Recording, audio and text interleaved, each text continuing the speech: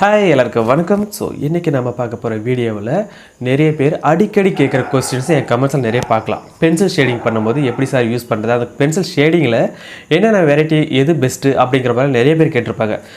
இந்த blending stump பெஸ்ட்டாக, இல்லை காட்டன் யூஸ் பண்ணலாமா, இல்லை வந்துட்டு இந்த டிஷ்யூ பேப்பர் யூஸ் பண்ணலாமா, இந்த மாதிரி என்ன யூஸ் பண்ணால் கரெக்டாக இருக்கும், நல்லாயிருக்கும் அப்படின்னு சொல்லிட்டு நிறைய பேர் கேட்டுகிட்டே இருந்தாங்க.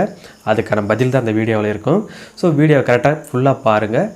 நம்ம போர்ட்ரேட் ட்ராப் பண்ணும்போது ஓகே நல்லா புரிஞ்சுக்கோங்க. பிகினர்ஸாக இருக்கிறவங்க ரொம்ப ரொம்ப யூஸ்ஃபுல்லாக இருக்கும். ஒரு போர்ட்ரேட் நம்ம ட்ராப் பண்ணும்போது பென்சில்லே ஃபுல்லாக ஷேட் பண்ணிவிட்டு வெறும் டிஷ்யூ பேப்பரை வச்சே ஷேட் பண்ணுறது, இல்லை அப்படின்னாக்கா பிளெண்டிங் ஸ்டம்பை மட்டுமே வச்சு ஷேட் பண்ணுறது. ஸோ இப்படிலாம் ஷேட் பண்ணதுக்கப்புறம் சார் நான் ட்ராப் பண்ண ஆல்ரெடி நீங்கள் பண்ண மாதிரி வரல, எனக்கு சைனிங்காக வரல, இல்லை அவங்க பண்ண மாதிரி நம்மளுக்கு வரல, இவங்க பண்ண மாதிரி வரல அப்படின்றதெல்லாம் ஜஸ்ட் ஒரு இமேஜின் தான். ஸோ புரிஞ்சுக்கோங்க. பென்சிலில் மட்டுமே நம்ம ஷேட் பண்ணோம் அப்படின்னாக்கா அது வேறு டைப்பாக தான் இருக்கும். அதாவது அது டோன் மொத்தமும் வேறு ஒரு டெக்ஸ்சராக நம்மளுக்கு கிடைக்கும். அதில் டிஷ்யூ பேப்பர் யூஸ் பண்ணோம்னா நல்லா ஸ்மூத் சைனிங் ஃபேஸாக கிடைக்கும் நம்மளுக்கு. இந்த பிளெண்டிங் ஸ்டம்ப்பு நம்ம யூஸ் பண்ணும்போது சேம் கிட்டத்தட்ட அப்படியே அதே டோனில் தான் கிடைக்கும்.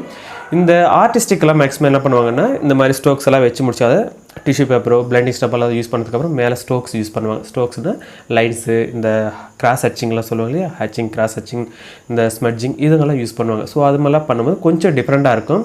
ஜஸ்ட் அந்த லைன்லேயே போர்ட்ரேட்டை ட்ரா பண்ணி முடிப்பாங்க. ரீசெண்டாக கூட ஒரு தம்பி கேட்டிருந்தாப்புல இந்த மாதிரியெல்லாம் எப்படி ட்ராப் பண்ணுறது அப்படின்னு சொல்லிட்டு ஃபஸ்ட்டு போர்ட்ரேட்டை கற்றுக்கோங்க. அதுக்கப்புறம் அதை ஷேட் பண்ணுறதுக்கு ஸ்டெப் பை ஸ்டெப்பாக கற்றுக்கோங்க. டிஷ்யூ பேப்பர் யூஸ் பண்ணுங்கள், பிளெண்டிங் ஸ்டம்ப் யூஸ் பண்ணுங்கள், ப்ரஷ் யூஸ் பண்ணுங்கள். ஓகே, இந்த ஃபேஸ் வந்து ஸ்கின் டோனெல்லாம் அழகாக மெச் பண்ணுறதுக்காக ப்ரஷ் இருக்குது, அது ப்ரஷ்ஷும் யூஸ் பண்ணலாம். தென் காட்டன் யூஸ் பண்ணலாம். சரியா, இது போக பட்ஸும் யூஸ் பண்ணலாம். இதெல்லாம் யூஸ் பண்ணி நீங்கள் அழகாக எது வேணாலும் பண்ணலாம் சைனிங் ஃபேஸ்க்காக. சரியா, இதெல்லாம் யூஸ் பண்ணலை அப்படின்னா வெறும் டேரெக்டாகவே பென்சிலில் ஷேட் பண்ணலாம். அப்படி ஷேட் பண்ணும்போது நம்மளுக்கு டெக்ஸ்டரோடு வரும், அழகாக ஆர்டிஸ்டிக்காக இருக்கும். சரியா, நம்ம டிஷ்யூ பேப்பர் யூஸ் பண்ணால் தான் நல்லா வரும்லாம் கிடையாது. பென்சில்லே அழகாக கொடுக்கலாம், நல்லா ரியலிஸ்டிக்காக இருக்கும் பார்க்குறதுக்கு. சரியா, ஸோ இதை தாண்டி நம்ம விஷுவலாக பார்ப்போம். ஏன்னா பார்த்தா மட்டும் தான் உங்களுக்கு கரெக்டாக புரியும்.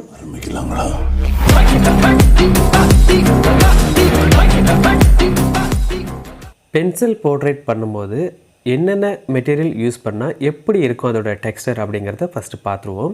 ஸோ அதுக்கு கேம்லின் பென்சில் ஒன்று எடுத்துக்கிறேன், நெக்ஸ்ட்டு பிளெண்டிங் ஸ்டம்ப்பு, அப்புறம் பட்ஸ் ஒன்று எடுத்துக்கிறேன், டிஷ்யூ பேப்பர், ஸ்மூத்தான டிஷ்யூ பேப்பர் ஒன்று எடுத்துக்கிறேன், இதுக்கப்புறம் கொஞ்சம் காட்டன் எடுத்துக்கிறேன்.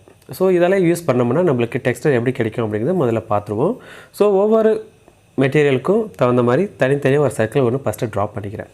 இந்த சர்க்கிள் மட்டும் இல்லை, இந்த வீடியோவில் யூஸ் பண்ணுற பென்சில் மொத்தம் ஒரே ஒரு பென்சில் தான் யூஸ் பண்ணுறேன். கேம்லினில் சுப்ரீம் அப்படின்ற ஒரு மாதிரி பென்சில் இருக்கும், அதாவது பிளாக் கலரில் ஒரு பென்சில் இருக்கும்.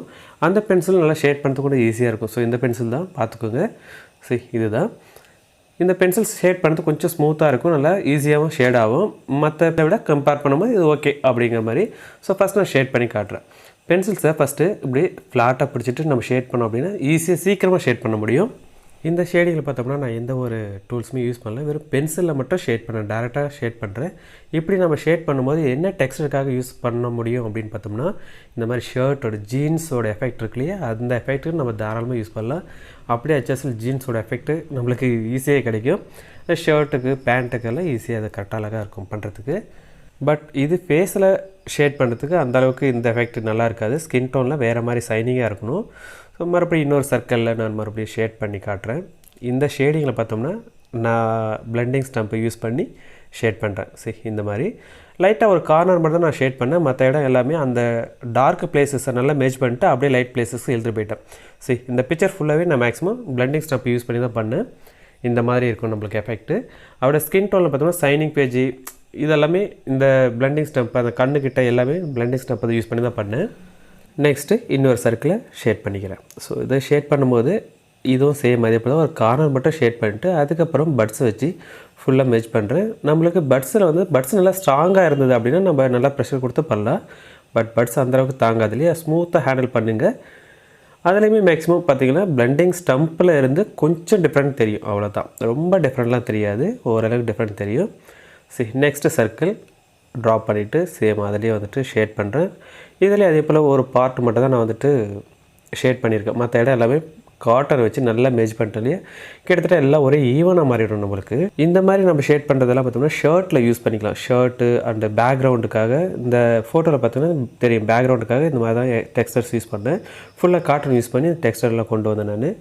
நெக்ஸ்ட் ஒன்று இந்த சர்க்கிளை அப்படியே ஷேட் பண்ணி முடிச்சுட்டு இதை டிஷ்யூ பேப்பரால் மெர்ஜ் பண்ணுறேன். சேம் அதே போல் ஒன் சைடில் மட்டும் டார்க் பண்ணிவிட்டு டிஷ்யூ பேப்பரை நல்லா டைட்டாக ஃபோல்ட் பண்ணிவிட்டு இதை வந்துட்டு நல்லா மெர்ஜ் பண்ணோம் அப்படின்னா, அதாவது மெர்ஜ் பண்ணால் அதை ஃபுல்லாக ஸ்ப்ரெட் பண்ணுறது தான். ஸோ அது மாதிரி நல்லா ப்ரெஷர் கொடுத்து நல்லா ஸ்ப்ரெட் பண்ணி விட்டோம் அப்படின்னாக்கா இந்த மாதிரி ஈவனாக ஒரே டோனில் கிடைக்கும். அதுக்கப்புறம் எந்த இடத்துல டார்க் தேவையோ அந்த இடத்துல மட்டும் பென்சிலை வச்சு மறுபடியும் நம்ம டார்க் பண்ணிக்கலாம். ஸோ அப்போ நம்மளுக்கு அந்த டார்க் வேரியேஷன் நம்மளுக்கு தெளிவாக தெரியும். ஸோ ஒன் சைடில் டார்க்கு ஒன் சைடில் லைட் அப்படி நம்மளுக்கு ஈவனாக இல்லாமல் கொஞ்சம் ஸ்டெப் பை ஸ்டெப்பாக தெரியும். ஸோ இதுக்கப்புறம் பார்த்தோம்னா நம்ம ஒவ்வொரு இடத்துக்கும் என்னென்ன மெட்டீரியல்ஸ் யூஸ் பண்ணால் எப்படி இருக்குன்றதை ஈஸியாக நீங்களே ஃபைண்ட் அவுட் பண்ணிக்கலாம். இப்போ பார்த்தோம்னா ஸ்கின்னில் யூஸ் பண்ண போது பென்சிலை மட்டும் யூஸ் பண்ணாதீங்க. இந்த மாதிரி டிஷ்யூ பேப்பர், பட்ஸ் எது வேணாலும் யூஸ் பண்ணுங்கள், நோ ப்ராப்ளம். அதெல்லாம் உங்களுக்கு ஷைனிங்காக கொண்டு வரதுக்கு யூஸ்ஃபுல்லாக இருக்கும். மற்றபடி நீங்கள் உங்களுக்கு எந்த இடத்துக்கு எது தேவைன்ட்டு நீங்கள் தான் கண்டுபிடிச்சி அழகாக பண்ணணும். ஸோ முடிஞ்ச வரைக்கும் சிம்பிளாக ஷேட் பண்ணுறது கற்றுக்கோங்க ஃபஸ்ட்டு. அதுக்கு முன்னாடி போர்ட்ரேட்டை கரெக்டாக கற்றுக்கிட்டு அதுக்கப்புறம் இந்த டூல்ஸ் எல்லாம் யூஸ் பண்ண பழகுங்க. ஓகே, ஓரளவுக்கு புரிஞ்சிருக்கும்னு நினைக்கிறேன். ஸோ இதை விட நல்ல ஒரு வீடியோவில் மறுபடியும் மீட் பண்ணுறேன். Okay, bye, thank you.